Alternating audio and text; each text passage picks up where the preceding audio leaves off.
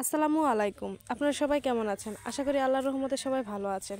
পঞ্চতন্ত্র আপনাদের মাঝে নিয়ে এসেছে নতুন একটি রেসিপি। রেসিপিটি হলো পাকা আম মাখা। কাঁচা আম মাখা তো সবাই খেয়েছেন।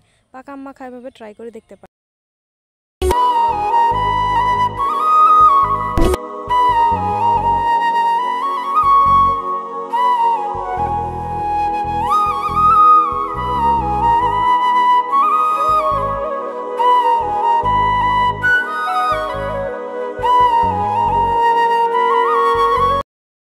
প্রথমে একটি পাকা আম ভালোভাবে ধুয়ে ছোট ছোট টুকরো করে নিব।